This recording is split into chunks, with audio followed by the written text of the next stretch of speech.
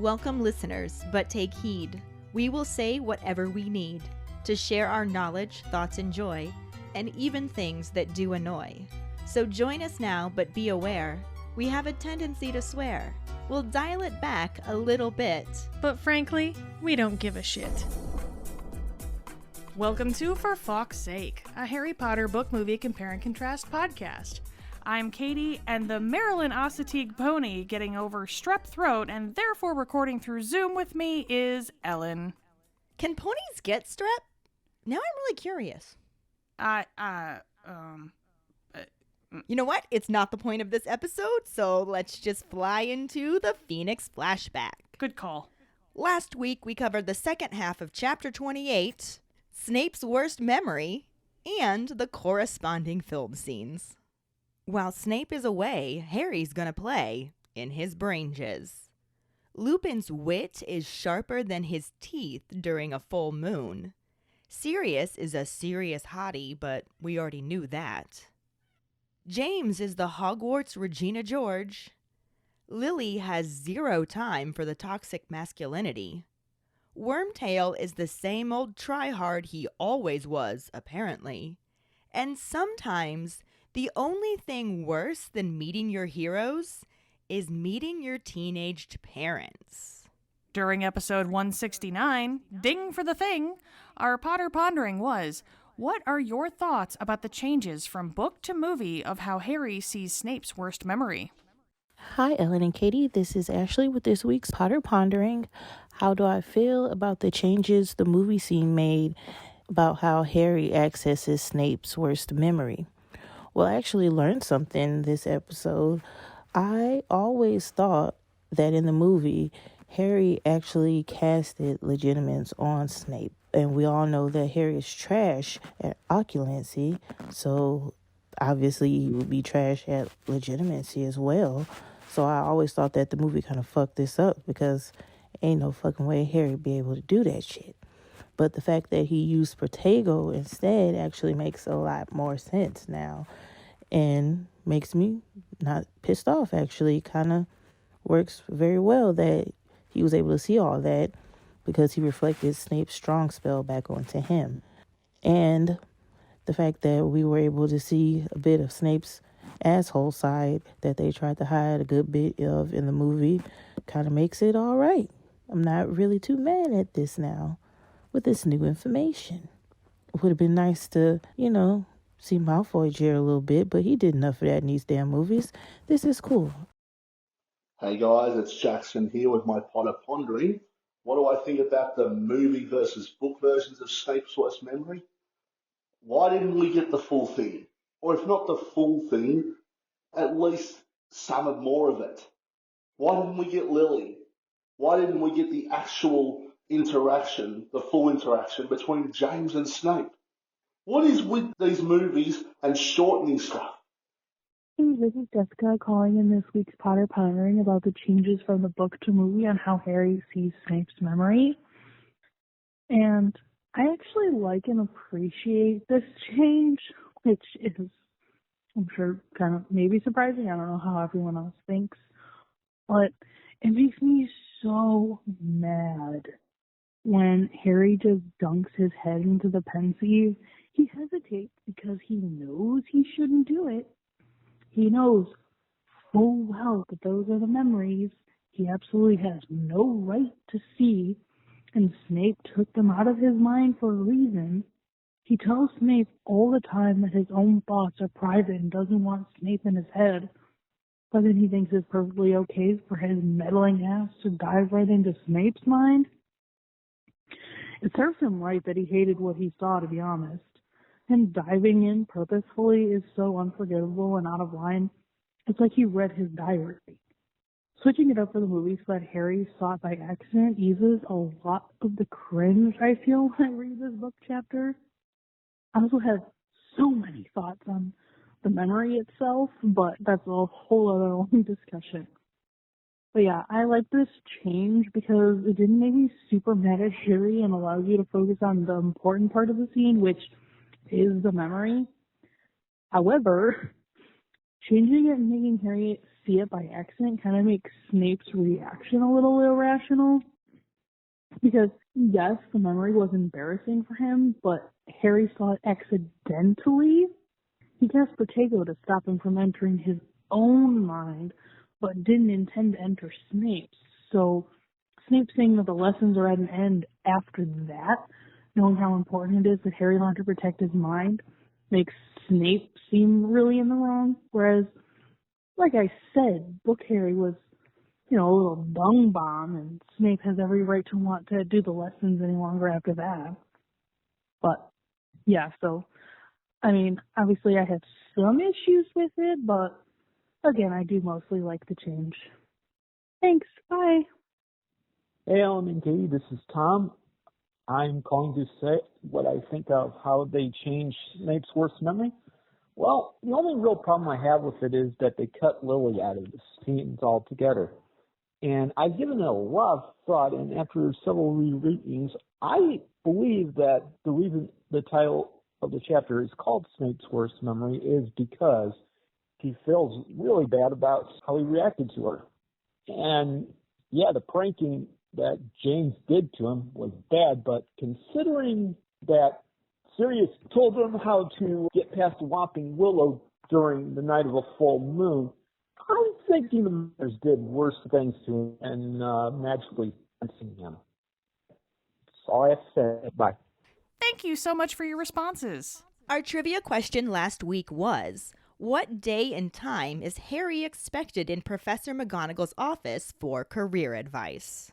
Harry's career advice meeting was 2:30 on the Monday after the Easter holidays.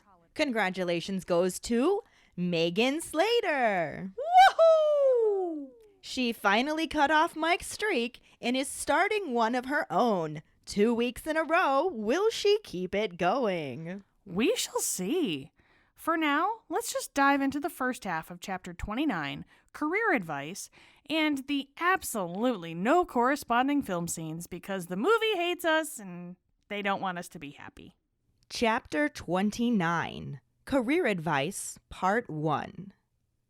It's the first day of the Easter holidays, and Hermione really wants to know why Harry doesn't have occlumency anymore. Because no matter how many times Harry repeats that Snape thinks he has the basics and can carry on alone, she doesn't think the lesson should stop until Harry is fully in control of his dreams. Harry tells her to drop it, and she does, continuing to work on creating study schedules for him and Ron, since exams are only 6 weeks away. This realization shocks Ron, since so much has been going on, but she completes the schedules and passes his over to him, letting him know that it should be fine if he follows that. He's thrilled to see that she has given him an evening off each week, but that fades when she explains that it's for Quidditch practice. Ron doesn't think there's any point since they have been playing so poorly. Hermione doesn't have a response because she's too busy looking at Harry, wondering what's wrong. When he insists that it's nothing, she brings up Cho, assuming they had another row. Harry is grateful to be able to use this as an excuse and says that they did fight about her friend Marietta. Ron speaks up to say that he doesn't blame Harry for that and goes into a rant about Marietta Edgecombe that allows Harry to dwell on what he saw in the pensive while occasionally nodding or saying, yeah, and that's right. He feels like the memory is eating him from the inside because he had been so sure his parents were good people and always disbelieved Snape's comment about his father's character. But after seeing Snape's memory, he can't be sure. He reminds himself that his mother had intervened and was a decent person, but is also confused how she and his father ever ended up together since she seemed to loathe James. He even finds himself worrying that he may have forced her into it. Thoughts of his father were once a source of comfort and inspiration for him, but now he just feels miserable. As time passes, he is able to pretend that his bad mood is due to the upcoming exams, and since most everyone else is so busy, no one really challenges this. The closest he comes to a real conversation about it is with Ginny Weasley, who joins him in the library on a Sunday evening, when Quidditch practice got canceled after Jack Sloper appeared to have knocked himself out with his own bat and had to be taken to the hospital wing. She tells Harry that a package for them all arrived from her mom and hands him a chocolate egg iced with small snitches. Harry feels a lump rising to his throat, and Ginny asks him if he's okay. Though he says he's fine, she points out that he seems really down lately and suggests that he just talk to Cho. Harry responds that it isn't Cho he wants to talk to, it's Sirius, but he knows that he can't. He takes a bite of his chocolate for something to do, and Ginny eats some of her own, as she thoughtfully states that she's sure they can think of some way for him to do it. Harry feels pretty hopeless about it since Umbridge is policing the fires in Mail, but Ginny insists that growing up with Fred and George gets you thinking that anything is possible if you have enough nerve. Between her words and the chocolate, Harry actually feels a little bit of hope, until Madame Pince yells at them for eating chocolate in the library and kicks them out. As if it is emphasizing the importance of the upcoming exams, they are also bombarded with pamphlets, leaflets, and a notice about fifth years attending a career advice meeting with their head of house during the first week of summer term. Harry is expected in Professor McGonagall's office at 2:30 on Monday, which means he will miss most of divination. He and the other fifth years spent the last weekend of Easter break reading about all the different career options in the pamphlets and leaflets. As Harry, Ron, and Hermione discuss their different options, Fred and George join them. Fred tells Harry that Ginny mentioned he wanted to talk with Sirius, and Hermione looks up from reaching for a new pamphlet to tell Harry not to be ridiculous, with Umbridge groping around in the fires and frisking all the owls. George smiles and says he thinks they can find a way around that with a diversion. He mentions that they have been rather quiet on the mayhem front during the Easter holidays, so they didn't mess up their leisure time or disrupt people's studying. Hermione looks taken aback by this thoughtfulness, but also doesn't understand how a diversion helps Harry talk to Sirius. It is Harry who speaks up with the answer, quietly suggesting using Umbridge's office since her fire is not being monitored. He says that he can use the knife Sirius gave him that can open any lock, but Hermione cuts him off to ask Ron what he thinks about it. Ron says that it's up to Harry, and Fred claps him on the back, calling him a true friend in Weasley, before informing them that they are thinking of doing it tomorrow just after lessons. They will set it in the East Wing somewhere to draw her away from her office, and thinks they can guarantee him 20 minutes. Ron wants to know what the diversion will be, and Fred just tells him that he will see if he trots along to Gregory the Smarmy's corridor around 5 next day. Harry awakes that next morning feeling very anxious, not only about breaking into Umbridge's office, but also because he has potions that day, and will have to see Snape after the incident in his office. He lies in bed for a while, then gets up and crosses to the window and looks out over the grounds on a truly glorious morning. He sees the beech tree where his father had tormented Snape, and isn't sure what Sirius could possibly say that would make up for what he saw, but is still desperate to hear of any possible mitigating factors.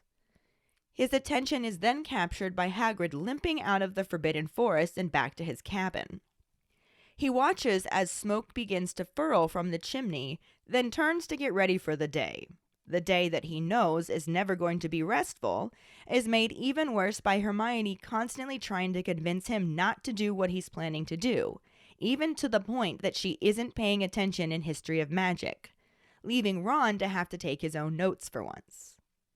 By the time they reach potions class, both Harry and Ron aren't speaking to Hermione, though she just uses their silence as a way to keep uttering warnings interrupted.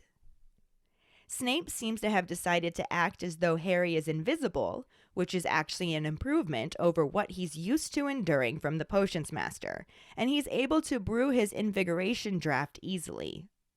He feels he may have even scraped an E, until Snape deliberately smashes his potion sample and tells him it will be another 0.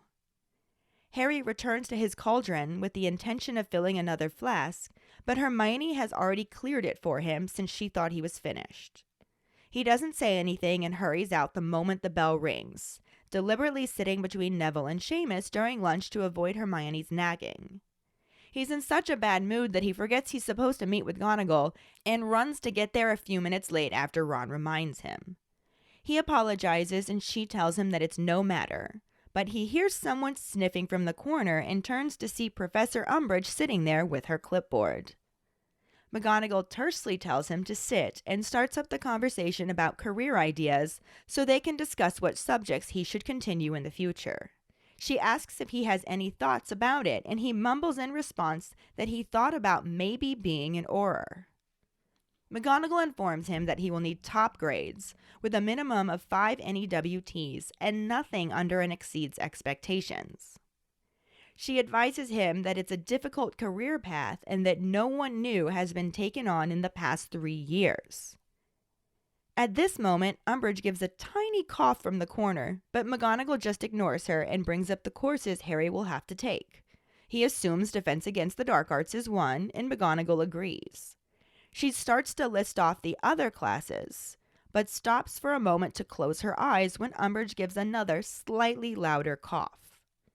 She otherwise ignores this cough as well, and tells Harry to take Transfiguration and informs him that she does not accept students into her NEWT classes unless they receive at least an exceeds expectations on their OWLs.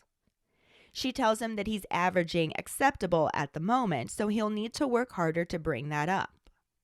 She also recommends that he continue charms and, to Harry's dismay, potions. She begins to mention how Snape refuses to take anyone who receives anything other than an outstanding, but is again interrupted by Umbridge coughing. This time, McGonagall curtly offers her a cough drop, but Umbridge refuses and says that she wants to make the teeniest interruption. McGonagall grits her teeth but allows her to express that she isn't sure Potter has the temperament to be an Auror. McGonagall barely acknowledges this and returns to advising Harry to bring his Transfiguration and potions grades up. As she mentions that his charms and Defense Against the Dark Arts have been generally high, Umbridge coughs again. Again, McGonagall offers her a cough drop, and again she refuses, and just brings up Potter's recent Defense Against the Dark Arts marks. McGonagall pulls a piece of pink parchment from Harry's folder and asks if she means that, then puts it back and continues to talk to Harry, saying how Professor Lupin thought he showed a pronounced aptitude for the subject. Forgoing the cough this time, Umbridge sweetly asks if Minerva didn't understand the note. When Professor McGonagall says that she did, Umbridge expresses confusion that she would give Potter false hope. McGonagall cuts her off to question how it's false hope when he has achieved high marks on all of his Defense Against the Dark Arts tests, and Umbridge contradicts her to point out that Harry has been receiving very poor marks in his classes with her. In response, McGonagall explains that she should have said he has achieved high marks in all Defense Against the Dark Arts tests set by a competent teacher. Umbridge angrily sits back down and begins scribbling on her clipboard, and McGonagall asks Harry if he has any questions. He asks about the character and aptitude tests the Ministry also requires, and she tells him that it's about demonstrating the ability to react well to pressure and whatnot. As she's explaining that it involves a lot more studying even after school, Umbridge coldly speaks up again to mention that the Ministry also looks into criminal records and points out that Potter has a criminal record. McGonagall reminds her that Potter has been cleared of all charges, and Umbridge stands up to declare that Potter has no chance of becoming an Auror. McGonagall also stands and assures Harry that she will assist him in becoming an Auror if it is the last thing she does, even if she has to coach him nightly. Umbridge raises her voice to declare that the Minister of Magic will never employ Harry Potter, and McGonagall shouts back that there may be a new minister by the time Potter is ready to join. Umbridge shrieks and points her finger at McGonagall, insisting that that's what she wants, Cornelius Fudge to be replaced by Albus Dumbledore. McGonagall calls her raving, then dismisses Harry, who grabs his bag and leaves her office without looking at Umbridge. I know last week we talked about including the movie scene into this episode since it doesn't really fit anywhere else, but with the way this chapter split, we decided to push discussing this short part to next week, during the second half of this chapter. So, we will just focus on the epic section of the book that this half of the chapter is, and probably cry on the inside like a winner about it being left out of the movie. Cry on the inside like a winner. I really might cry on the outside, though. I mean, we both might. I can't even express how distressing it is that this section was left out. I know. The first half, not as distressing, because it starts on the first day of Easter holidays. Hermione is like, why don't you have occlumency anymore? And even though Harry has clearly repeated several times that Snape thinks he's got the basics down and can carry on alone, Hermione can see through bullshit and it's just like, yeah, have the dream stopped? And Harry's just like, mostly. Yeah, completely sure. Yeah. But this just makes Hermione say that she doesn't think Snape should end the lessons until he has control over the dreams completely. And Harry's just like, drop it. Which, to give her credit, for once, she actually kind of does. Yeah, that's quite rare for her. To be fair, she is in the middle of creating a study schedule for herself, Ron, and Harry, and it's like color-coded in everything in the planners that she got them. So I'm not saying Ellen is Hermione. I am not saying Ellen is Hermione. Hermione, when it comes to color-coding things in a planner, yes. You are so Hermione. But their exams at this point are only 6 weeks away, so she's now really buckling down on getting them prepared. And Ron's like, what the fuck? Exams are 6 weeks away? How did that happen? And Hermione's like, what the fuck? Exams are 6 weeks away. How have you not noticed this? It's Ron. It's Ron, and as he says, there has been a lot going on. There really has. I don't know how anybody in their situation could take exams seriously when they're like, okay, but there's like an evil dude out there who wants to kill us all. So maybe we don't care? And the majority of the wizarding world doesn't even know that. Yeah. So maybe who cares about exams? Clearly still Hermione. Well, obviously still Hermione. It's always going to be still Hermione. I mean, come on. But again, to give her credit, she does give Ron a little bit of a hard time for that, but doesn't argue back when he says so much has been going on. She just finishes the schedule, passes it over to him, and says, if you stick to this, you'll be fine. Yeah.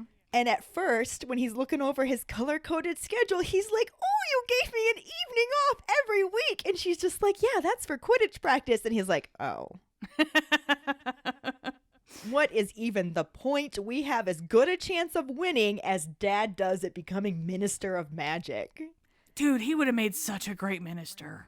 Well, he certainly could not have been worse than Fudge. I think he would have been a great minister, bringing in the Muggle awareness and solidifying relationships between wizards and muggles and dude, I think he'd have been awesome. Yeah, there's a lot of good that he could have done because he is a good person.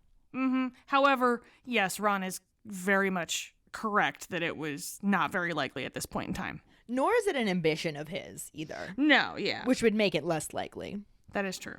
Hermione doesn't have anything to say in response to this comment that Ron makes because she's too busy wondering what's wrong with Harry. He says that it's nothing, and she brings up Cho, assuming that he was upset because they had another fight. She was just like, I saw Cho earlier, and she looked pretty miserable too. Did y'all fight?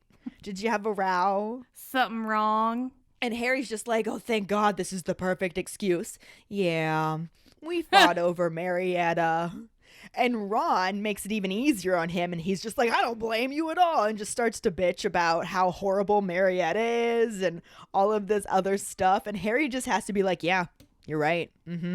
Totally. And the entire time he's just completely submerging himself in everything he saw in the pensive, except this time it's just not physically. Yeah. It's kind of like eating him up from the inside because he always was told and believed his parents to be good people. Well, yeah. And it made it really easy for him to just ignore Snape every time he made a comment against his father's character. But now after seeing this memory, he's just like, I don't know, my dad kind of sucked. That's gotta be so tough. Oh my God, that would be a mind fuck. I liken it to an exaggerated form of when you find out your favorite celebrity is actually an asshole. And you're like, well, fuck, now I can't enjoy their stuff anymore. Oh, you mean he feels like how half the fandom feels now that Rowling has come out with all of her bullshit? Interesting. I didn't even make that correlate. But yeah, I guess now that you mention it, it is a little bit like that. Yeah. Yeah, crazy. Interesting. Never meet your heroes or see a memory of them through their enemy. Never follow your heroes on Twitter. That's what I'm going to go with. How about just don't be on Twitter? Yeah, you know what? I like that a lot. Social media is like the downfall of society at this point. It is. It's so bad. But also doesn't quite exist in the wizarding world, so back to that. Yeah, they have some bigger issues, to be fair, Right. But, you know. Harry kind of comforts himself by remembering that his mother did intervene on Snape's behalf, so she's obviously a decent person, but this just stirs up more issues because now he's like, how did she and my father ever end up together? She hated him. Did he force her into it? Was there a love potion involved? He put the Imperius curse on her. My entire life is a lie. I think that's where he is right now. Wallowing in his self-pity. It's pretty understandable, though, because that's a huge thing for him to find out. As much as I'm kind of mocking him for it, I feel for him, too. This is really tough. Yeah. But what was once something that was a source of comfort and inspiration, thinking about his parents, is now just like dragging him down. And it's not like this kid has a lot in life. Yeah, he has very few bright spots in his day. You know what I mean? And now he's got an extra dark spot. Yeah, that's rough. On the plus side, sort of, me trying to find some kind of silver lining for Harry Potter here is that because everybody else is so obsessed over the incoming exams, he's able to just sort of pretend like that's why he's in a bad mood and nobody's really questioning him because they're all too distracted. Mm-hmm. So I don't know that really counts as a silver lining. I mean, take what you can get. At least he's not having to have a ton of conversations about this, although it might do him some good if he did, instead of just wallowing in it. Yeah, but at the same time, you don't want to admit to other people that your parents are assholes. That's fair. That's a tough thing to come to terms with. Yeah, definitely. The closest he does get to having an actual conversation about it, and it's not at all, but it's sort of close to it, is when Ginny Weasley joins him in the library. He's there by himself because Hermione went back to the common room to work on something and Ron had Quidditch practice, which means Ginny had Quidditch practice too. So when she shows up in the library, he's just like, don't you have Quidditch practice? Yeah, fuck are you doing here? And she tells him that it got canceled because Jack Sloper appears to have knocked himself out with his own bat. Wow. So, you know, one more vote for Mr. Weasley becoming minister there. That's a whole different Yeah. level So they had to of- take him to the hospital wing and couldn't Good continue Lord. on with practice. And I don't know if she was looking for Harry specifically or just maybe he was sitting in a place in the library where she happened to be able to see him. But she finds him and she's got a package that just made it through inspection from her mom for Easter. Mm-hmm. So she opens it and gives him his chocolate egg, which is iced with little tiny snitches and filled with fizzing whizbees, and just actually asks him if he's okay. And of course he says he's fine. And she's not buying this bullshit because she sees Harry.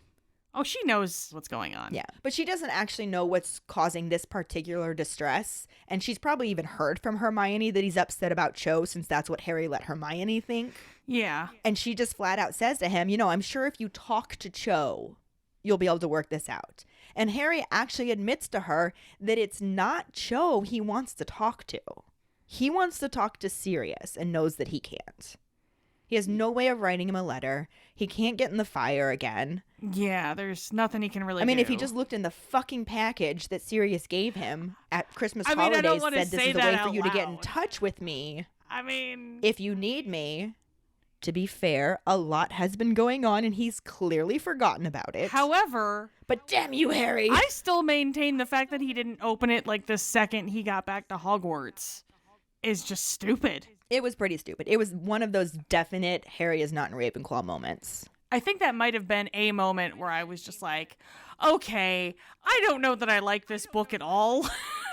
Like, how do you get a gift from one of your favorite people and you don't open it? And you desperately want to talk to them and you forget that they gave you a way to do Yeah. so. Can we also just express our annoyance that when he does get to talk to him, which we'll talk about next episode, that they don't fucking remind him that they got that for him? Like, ugh. Right. It was just so much stupid. And I know they got cut off, but it was just so frustrating. And I get why the mirror had to be there. How was that not the first thing out of his mouth? Seriously. Why didn't you open the present I gave you? Why are you talking to me through a fireplace? Why? That doesn't make any... What? Yeah. And like we said, a lot's been going on. And I get that the mirror had to be planted there earlier on since it came into play later. Yeah. But still. Back after this book came out, there was a short spoofy fanfic that was written called A Lot to Be Upset About. And it was literally like Draco walking through the castle, and every time he sees Harry, Harry's doing something else insane. And he's like, why are you guys letting him do this? Like, that's insane. And they're just like, well, he has a lot to be upset about right now. And everybody literally just says that every single time Draco brings it up. And it was so funny. And so that's every time I think about it, I'm just like, he has a lot to be upset about right now. He does have a lot to be upset about right now. And it's making him feel pretty helpless. So even though Ginny's response to him saying he wants to talk to Sirius but can't is, you know, there's probably a way we can make this happen. He's just like, I don't see how.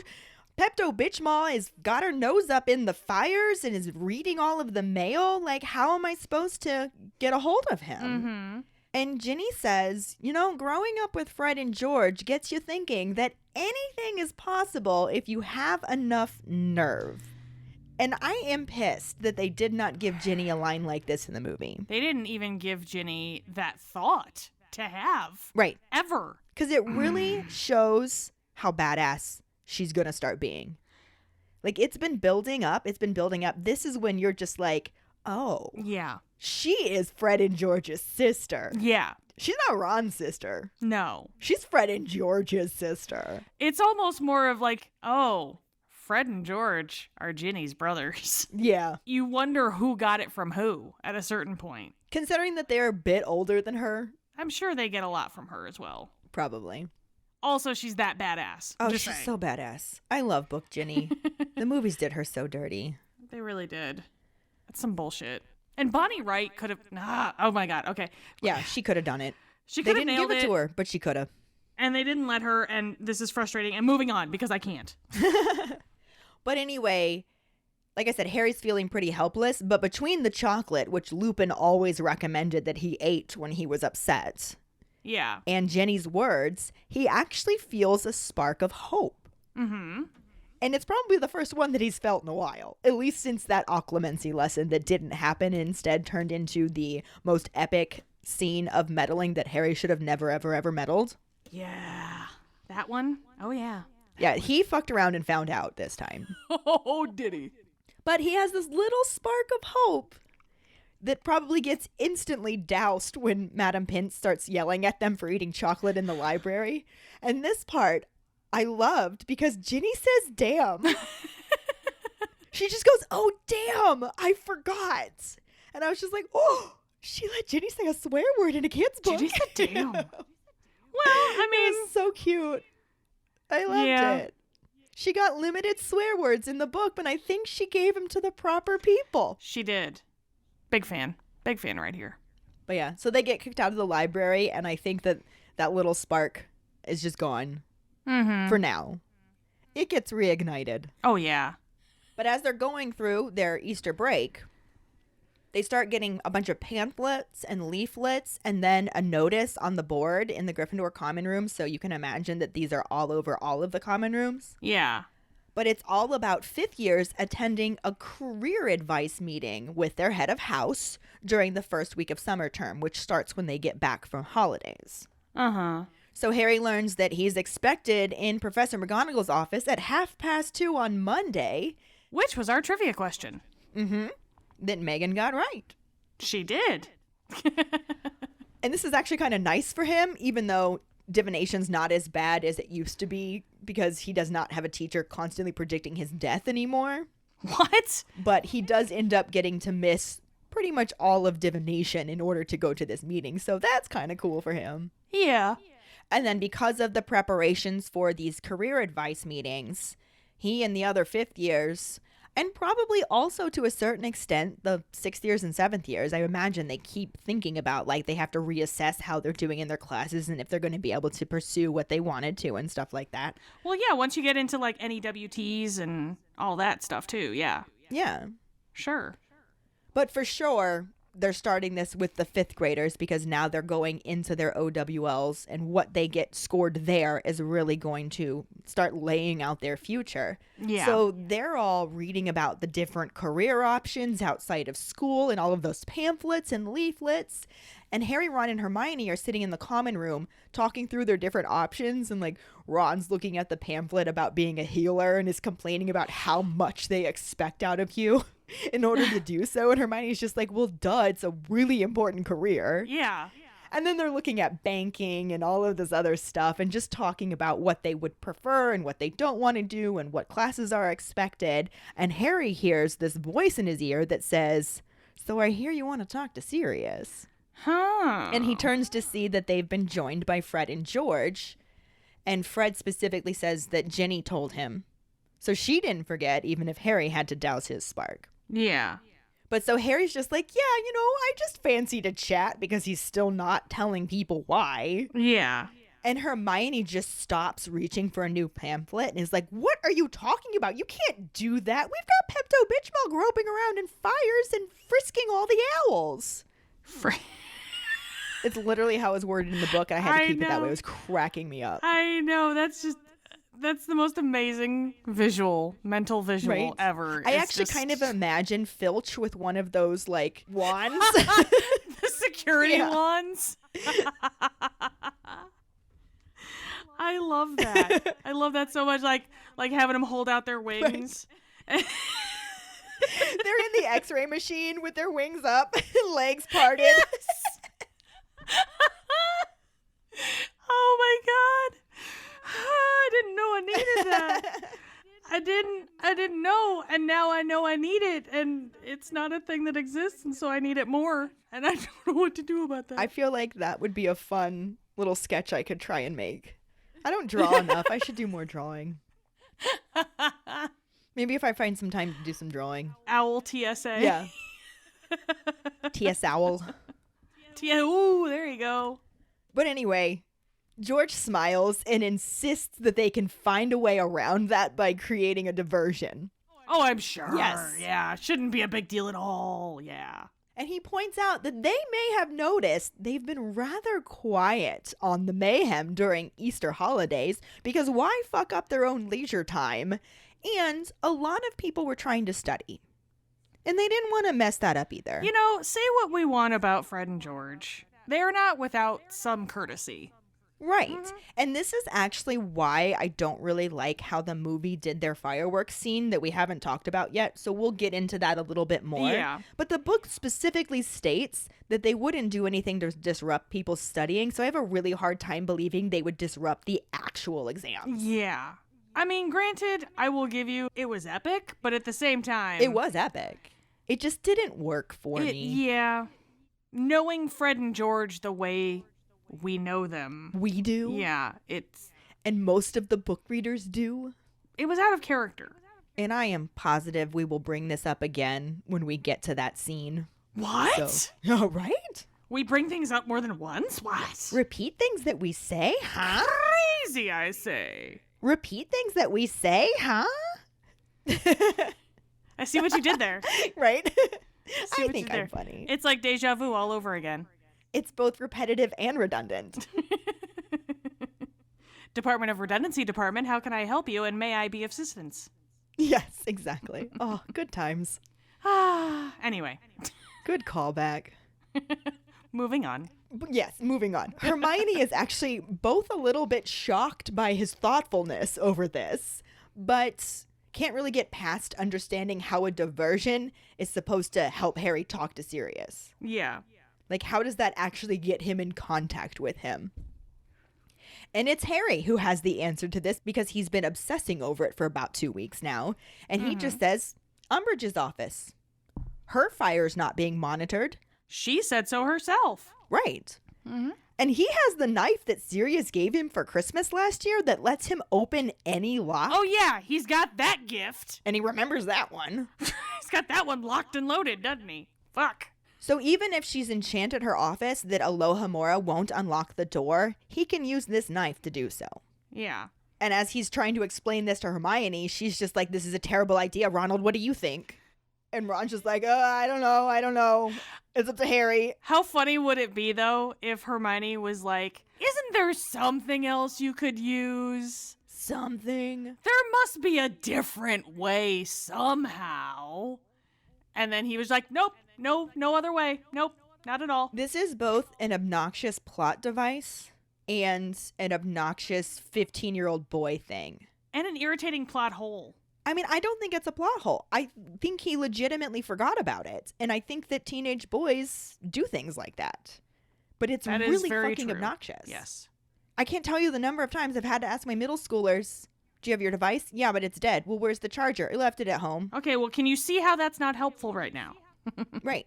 Like, they just don't think about things like that. They're not thinking with their brains. It's all hormones at that age. On top of that, he has a lot going on He to has be upset a lot to be upset about right now. He just does. There's a lot going on right now. But when Ron says that it's up to Harry, Fred just like pats him on the back and he's like, spoken like a true friend in Weasley. And I love the twins so much.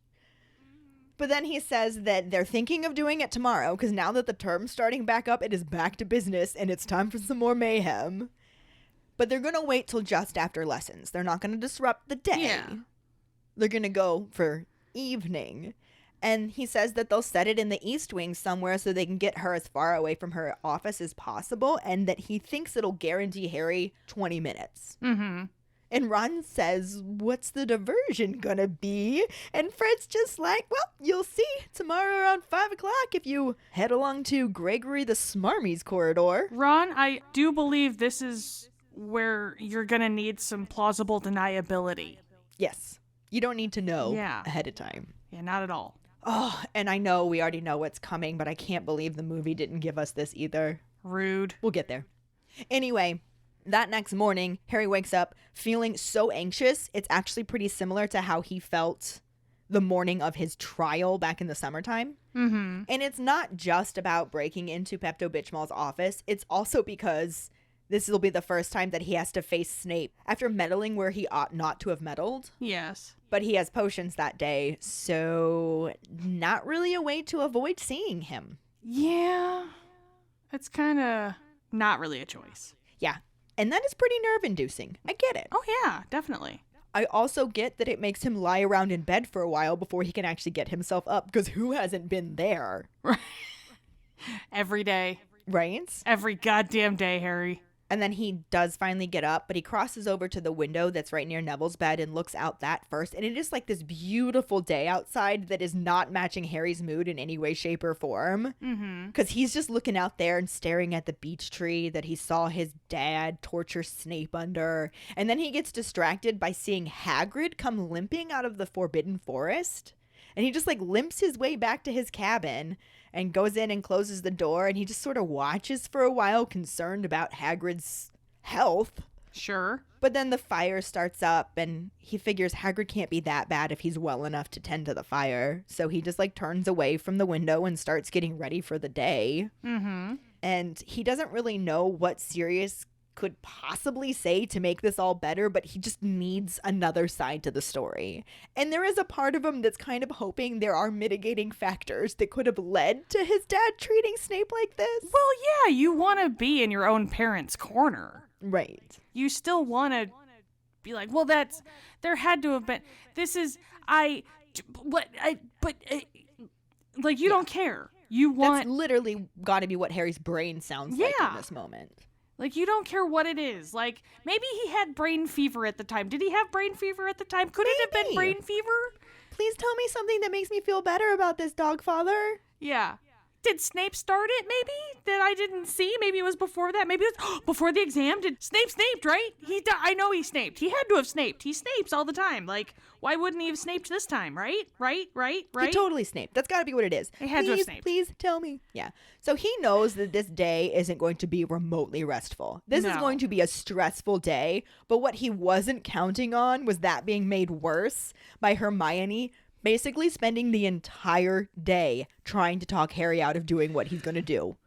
Harry, no. Harry, no. Harry, yes. Uh-huh. But Harry, no. But Harry, yes. Yes. And it's to the point. She's so focused on trying to dissuade Harry from this that she's not even paying attention in History of Magic. And Ron's just sitting there like, what the fuck? How are we supposed to do well in this class if you're not taking notes? And she says, you can take notes for once. Maybe don't rely on me. I'm just throwing that out there. But by the time they get to potions class, neither Harry or Ron are talking to Hermione. Well, she stopped taking notes.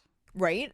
And if you thought that this would make things better for Harry, you are incorrect. Because Hermione just uses their silence as a way to keep uttering her warnings now uninterrupted. But she's doing it in this very low hiss so that she's not overheard by other people around, that Seamus, who is sitting nearest to them, hears this hissing sound and thinks his cauldron is leaking and keeps stopping what he's doing to check it. And I just love that little visual. I might be Seamus, because I think that would be me. You are a blend between Ron and Seamus. I am. I like to blow Ron-ness. shit up and say bloody. Shamold. Ramus. Ramus. I'm Ramus. Ronmus. But anyway, since Harry has so much going on right now to be upset about, let's look for another silver lining piece. Sure. And that is that Snape's decided tactic of dealing with Harry being in his presence is to just pretend as though he is invisible, which Harry is both used to from his Uncle Vernon, and it's actually a significant improvement over how Snape normally treats him. It's a little bit like the no news is good news deal. Yeah. Like, no torment is good torment. Right? Yeah. So he is able to just focus on making his potion, which is an invigoration draft. And it does so easily without being tormented by Snape that he thinks it's entirely possible he got and exceeds expectations on it. And he puts it in the flask and takes it up and turns it in. And as he's walking back to his desk, he hears a smash. And Nazi von Douchebag II laughs as Harry turns around and sees that Snape has deliberately broken his vial of potions and says, whoops, guess it's another 0 then. And he just charges his way back to his cauldron with the intention of filling up a second flask to force him to grade that one so he doesn't get another 0. But Hermione has already cleared it out for him because she thought he was done. Of course. Which, I mean, technically he was. Yeah. And I don't know if she regularly helps clean up after the boys at the end of class or anything like that at all, or if this was her trying to be nice because she knew he was upset. Either way, it didn't end up being something nice, and Harry's pretty mad, so he just leaves without saying a word. Yeah. And then chooses to sit between Neville and Seamus during lunch so he can avoid Hermione and her nagging a little bit better. Understandable, really. Yeah. But at this point, his mood has gotten so bad that he's actually completely forgotten that he's supposed to meet with McGonagall for his career advice meeting. That it's not until Ron's like, hey, why aren't you in McGonagall's office? That he's like, fuck me, and just runs there and still ends up being a few minutes late. But he charges into her office. He probably knocks and gets permitted to enter first. But he comes in and he's like, I'm so sorry. I completely forgot. And she's just like, whatever, it's fine. Sit down. But he hears a sniff in the corner. And he turns to see Pepto-Bismol sitting there with her fucking clipboard. I mean, better than a hem-hem. I guess. I mean, that happens too. Well, yes. But at this point... And I kind of wonder if she is only there for Harry's meeting or if she was doing this for all of the meetings of the kids she found concerning. I could see it being that she was there for the DA. That's entirely possible, yeah. You know, keeping an eye on the riffraff and whatnot. Yep. You know. But basically, aside from looking at her and seeing her in the corner, both him and McGonagall just completely ignore her. And McGonagall starts up the meeting, says they're there to talk about different career ideas so they can discuss what subjects he needs to keep taking from there to pursue said career options.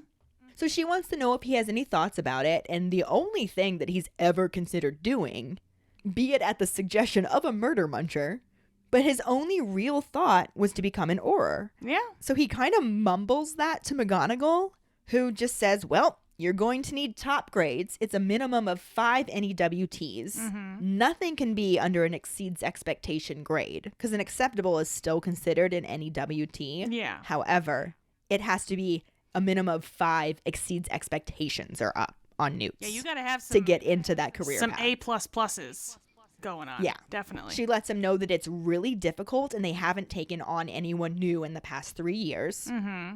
And then they're interrupted by the him. I kind of really wish that Harry's response to that, though, had been like, well, but I'm Harry Potter. And I don't know that he was cocky enough at this point to say that, because being Harry Potter has not been good for him this year. That is true. But also, I don't think he would want to be an Auror in the current regime, if you will. Yeah. He just didn't have any other thoughts at this point. That was it. Like, the only thing I've ever considered doing is being an Auror. Yeah. But anyway, Umbridge hems from the corner. Of course she does. And McGonagall again just ignores her and continues to talk about the different courses that Harry would have to take to be an Auror. And he obviously and rightfully assumes that Defense Against Dark Arts is going to be one of them, which he's right. McGonagall's like, naturally. Yeah. And then she starts to tell him what the other classes are, but Pepto-Bismol gives another slightly louder hem. And other than closing her eyes for a brief moment, she does continue to just ignore this cough. I can see Maggie Smith doing this. I know. And we should have actually gotten to see her do this. I know. It's so upsetting. This entire scene would have been phenomenal. Oh, my goodness. It'd have been glorious. Oh, the tears on the inside like a winter have started. But other than closing her eyes, she ignores this cough as well and just tells Harry that he should take Transfiguration. She also lets him know that she does not accept students into her NEWT level classes unless they've received at least an exceeds expectations on their OWLs. He's basically averaging acceptable at the moment, so he's got to put in some good work to bring that up. Yeah. She tells him that he should continue charms, which he's been doing pretty well in already, and then to his dismay, potions. Which is fair. I mean, potions are very important to an Auror, fair. But it still sucks. Yeah, and to make it even worse is that Snape refuses to take anybody who's received anything lower than an outstanding, which is the top grade. Yeah. He wants the into A++++. his NEWT classes. Yeah. He will only take the best of the best. Which is fair. I mean... And it probably minimizes the classes that he has to teach at the higher levels. Exactly. Before she can say anything else about the whole situation with how Harry's doing in potions and him needing to get an outstanding, she is interrupted by another Pepto-Bismol. This one is even louder, and it's just to the point where she can't ignore it anymore, so she very curtly says, "Do you need a cough drop, Dolores?" Which Pepto-Bismol says she doesn't, and just asks if she might be able to make the teeniest interruption. And McGonagall's like gritting her teeth. "I dare say you'll find that you can." I was going to say, would it matter if McGonagall said no? And her teeny little interruption was to wonder if Potter has the temperament to be an Auror. Well, you have the temperament to be a cunt, so we can all do anything we want, I guess. Right. McGonagall barely gives this any acknowledgement beyond, "Oh, that's what you think, huh?" And just goes right back to telling Harry that he needs to get his Transfiguration and potion grades up if he wants to do this. Mm-hmm. She says that his charms has been doing pretty well, and his Defense Against the Dark Arts grades have been generally high, which, this prompts another hem from Pepto-Bismol? What? That's crazy talk. She never does that more than Never. 17 times in a 5-minute period. What? McGonagall wants to know if she's sure she doesn't need that cough drop. She insists that she doesn't, and just asks if McGonagall saw her note about Potter's recent Defense Against the Dark Arts marks. And McGonagall pulls out a piece of pink parchment from Harry's folder and just like looks at it with disgust and is like, is this what you mean? And like bitch Maul nods, and she literally just puts it back in the folder and keeps on talking to Harry about how Professor Lupin thought he showed a pronounced aptitude for the subject. Oh God. And Pepto Bitch Maul is so pissed at this point that she's actually forgetting to cough, for one thing, but still doing that really obnoxious sweet voice thing where she wants to know if Minerva didn't understand the note. Bitch. And of course McGonagall's just like, yeah, I understood the note. Like, why would you think I didn't understand the note? Yeah. So Bitch Maul says, I'm just wondering why you would give Potter false hope. What? False hope? Huh? Like, how's it false hope when he's achieved high marks on all of his Defense Against the Dark Arts tests, which Pepto Bitch Maul contradicts by pointing out that Harry has been receiving very poor marks in his classes with her. Ready? Here it comes. Here it comes, though. This is one of the best fucking lines of the entire series. Here it comes. It's coming out now, guys. Guys, pay attention. Ready? I'm sorry. I should have said that he has achieved high marks in all Defense Against the Dark Arts tests set by a competent teacher. Oh! Bam! Oh, she went for the jugular. I love it. God. I love it so much. My favorite part about this, she considers Lockhart a more competent teacher than Umbridge. Based on that sentence. And I love that so much. To be fair, he was. They at least learned how to deal with pixies with him. That's very true. They got to do some actual magic. I mean, they did learn a lot. It was just mostly like what not to do. He taught Harry Expelliarmus, and that fucking saved his life multiple times. That is very true. I mean, he didn't directly teach it to him. Harry's just, has an aptitude for Defense Against the Dark Arts, and he saw it happen and was able to do it. Yeah. But, yeah. Oh, my goodness. I love it so much. I can't believe this wasn't included. I love it so much. I can't believe that somebody read this chapter when writing the script for the movie and didn't immediately think, well, obviously we have to have Maggie Smith do this. Right? This is literally Maggie Smith's entire personality and meaning in life. Why would we not have her do this? Especially with what they did give us. It took away the epic badass power that McGonagall had. Yeah. They made it look like she stepped down. Well, we've talked about that before, to Pepto but yes. Bitch Maul when she fucking got in her face and said it. She said it. Yeah. She called her incompetent. Yeah. To her face. Yup. Because McGonagall gives zero fucks. And I love it. It was amazing.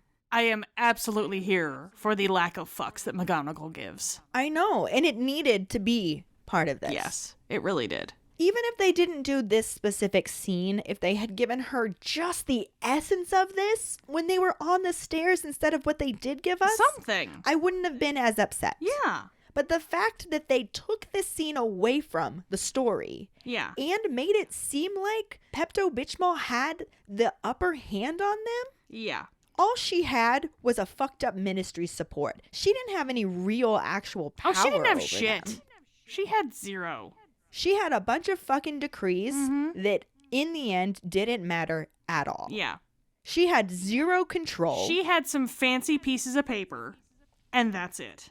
She thought she had order, but obviously had to scream for it. I will have order. She had nothing. Yeah. And in the movie, they made it look like she was winning at every turn. Yeah. It's so frustrating. I mean, when you put it like that, yeah. When you go ahead and you, inject the truth into things, yeah, okay, that's frustrating. You can't handle the truth. Sometimes I can't. Sometimes some people can't. It happens. We all are in different places. Yeah. Pepto Bitch Maul clearly can't handle the truth because she has nothing to say. She just angrily sits down. Actually, she probably has a lot to say and just can't say it out loud, so she just angrily sits back down and just starts scribbling all over her fucking pink clipboard. Right. I imagine the thought in her head being a Draco Malfoy type voice going, "The minister will hear about this." Absolutely. That is what was going through her head. She was writing out the notes for exactly how to word the next decree that tries to cut Minerva McGonagall off at the kneecaps. Oh, yeah. Oh, it's exactly what she was doing, man. And then McGonagall, being McGonagall, just asks Harry if he has any questions. She doesn't give a fuck. Gives 0 fucks. Still no fucks. I love it. He wants to know about the character and aptitude tests that the ministry requires. After all of those grades, he still has kind of more schooling to do. And she explains that he has to demonstrate the ability to react well under pressure and different things like that. He's just like, I've been doing that all this time. Yeah. And she's also telling him that it involves a lot more studying even after school, so he's got to be prepared for that. And if he doesn't think he can handle that, this might not be the career for him. But she doesn't actually get through that sentence because Pepto-Bismol stands up again to say that the ministry also looks into criminal records and says Potter has a criminal record. Bitch! Come on. Grasping at straws, though. Yeah. No, it's just so funny. She's just like keeps trying to insist that Harry has about as good a chance of becoming an Auror as Dumbledore has is returning to the school. So McGonagall's just like, oh, very good chance then. And she's like, she is not fazed by anything that is being said by Pepto-Bismol until she gets to this part about the criminal record. Mm-hmm. And she's like, Potter's been cleared of all charges. And that's when Pepto-Bismol just flat out says he has no chance. Before, she was making those comparisons that McGonagall could kind of shoot down. This time it was no chance. Yeah. And she just stands up. No chance. She's just done. And McGonagall also stands up and says to Harry, I will assist you in becoming an Auror if it is the last thing that I do, even if I have to coach you nightly to do it. And I love the fact that she's doing this to help Harry just as much as she's doing this to spite Pepto-Bismol. Oh, yeah. Oh, definitely. Maybe a little bit more so to spite Pepto-Bismol. I don't know how much she actually cares about Harry becoming an Auror. I kind of want to follow up on that, like, of McGonagall trying to teach Harry something and he's just not getting it and he's just not getting it. And she's just like, do I really care about showing up Dolores this much? Do I? And it's like, yes, I do. Yes, I do. I will stick with this. Yes. I would love to be a fly on the wall or Rita Skeeter in beetle form on the wall. Sure. In the staff room when McGonagall talks about this with Harry's other teachers that aren't Pepto-Bismol. Yeah. Mm-hmm. Yeah. I'm sure the conversation was quite amusing indeed. Oh, yeah. That's amazing. And not to necessarily this extent, but probably they also have things to share. Oh, yeah, for sure. And you know that they're going to be like, we'll help you coach him. This will be fine. We will fudge his grades if we have to. Right. I like that you said fudge, because corny fudge. Corny fudge. We will corny fudge his grades. We will corny fudge his grades. But not wanting to be shown up, Pepto-Bismol raises her voice to talk over McGonagall, saying that the Minister of Magic will never employ Harry Potter. And McGonagall shouts back that there might be a new Minister of Magic by the time Potter's ready to join. And Pepto-Bismol just loses her shit, points her finger at McGonagall and says, that's it! That's what you want! You want Cornelius Fudge to be replaced by Albus Dumbledore! You've just admitted it! Blah. And oh my goodness. I mean, except for the part where I didn't. Right. But okay. Yeah, McGonagall just says, you're a raving lunatic, and tells Harry that this concludes their meeting, so he just grabs his bag, throws it over his shoulder, and runs out without looking at Umbridge at all. Yeah. He's like, I'm getting the fuck out of this. Yeah. And that is where we're going to cut off this chapter. How can we possibly talk about anything else in this episode after, I'm sorry, I should have said that he's doing well in Defense Against the Dark Arts on every test placed by a competent teacher. Oh my god. If I didn't already love Minerva McGonagall, this was the moment that I fell in love with her even harder. She is such a boss bitch, and I love it. I love it so much. Like, I aspire to be McGonagall as a teacher. Yeah. I She's think strict, every teacher should, honestly. She's caring. She's competent. Mm-hmm. Intelligent, badass, patient, but also doesn't take shit. She is a truly perfect balance in a teacher, honestly. And I feel like overall I'm a very good teacher, but I do not quite have the balance down yet. That's a hard one to pin down. So it's no fault of yours, really, honestly. Sometimes I wonder if McGonagall is human. She's so phenomenal. But she's also a lot older than me, but in fictional, you know. I was just going to say that, but thank you for beating me to the punch on that one. She's also not entirely real, honey. Doesn't mean I can't aspire to be her. I didn't say that, sweetheart. You go and you be McGonagall. But yeah, so this is where we're ending this book chapter. Yep. And we will pick up with the back less than half next week. And since there were no movie scenes, grumble, grumble, grumble, grumble, grumble. Mm-hmm. We're going to go ahead and we're just moving right on to the Potter Pondering so that I don't like Hulk smash my entire room right now, thinking about the lack of movie scenes. She already did it to her computer screen. So. I did. I was like, oh, fuck this. Yeah, it was a thing. My bad. Or maybe it was an accident, but you know. We are talking about this specific chapter, so either one is a very viable option. Just saying. It was an accident, but it was kind of cathartic. It was. It may have been on accident, but that doesn't mean it didn't feel good. Mm-hmm. That sounded dirty. I am sorry. Except that I'm not sorry at all. Moving on. Potter Pondering.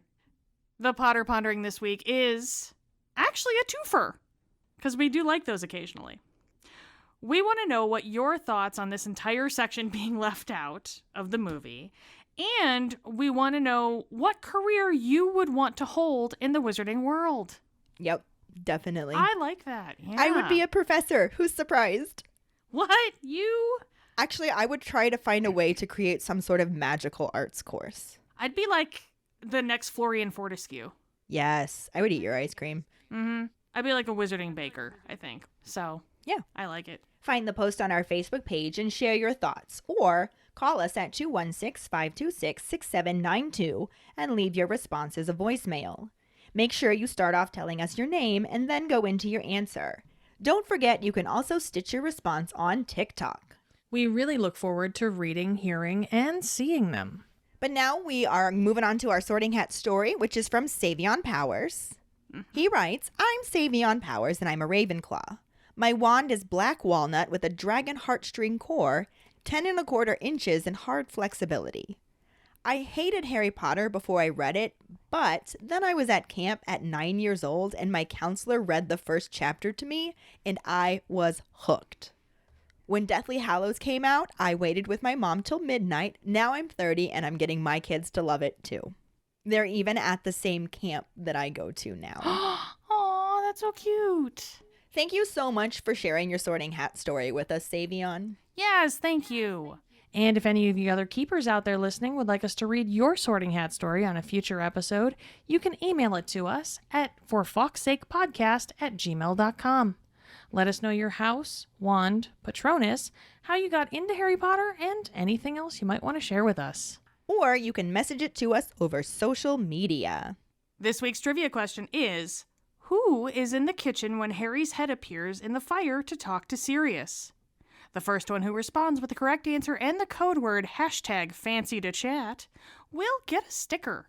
Another way to get a sticker is to rate and review us through iTunes or Facebook. Make sure to email us at forfawkesakepodcast@gmail.com to let us know you did, and we will get back to you to figure out which sticker you want and where to send it. Don't forget to find us and follow us on Facebook, Twitter, and Instagram at FawkesSakePod. Following us on Podbean at fawkesakepod.podbean.com will get you the episode as early as possible and give you a leg up in answering the trivia question. You can also go to our website at forfawkesakepodcast.com to check out our For Fawkes Sake and Harry Potter related merchandise for sale. Don't forget to subscribe to our YouTube channel where we post our weekly podcast episodes, cooking show episodes, vlogs, bloopers, and other random videos. If you would like to support us as a patron, you can sign up on patreon.com/FawkesSakePod. $2 and up a month will get you some awesome perks like For Fawkes Sake swag, access to patron-only Facebook groups, chats, our Discord channel, virtual hangouts, and more. As always, any support you can give is greatly appreciated, even if it's just telling your Harry Potter friends about us. And if you don't have any Harry Potter friends, there's another reason to join our Patreon because you will meet some of the best Harry Potter people ever. I mean, just the best people ever, really. There's that too. Period. End of sentence. And join us next week when we talk about the second half of Chapter 29, Career Advice, and the film scenes that don't really correspond or fit in anywhere else that we were going to talk about during this episode but decided to push it back a week. Thanks for listening. We hope you hear us again. I'm Katie. I'm Ellen. And in the meantime... keep calm and Harry on! Oh, for fuck's sake.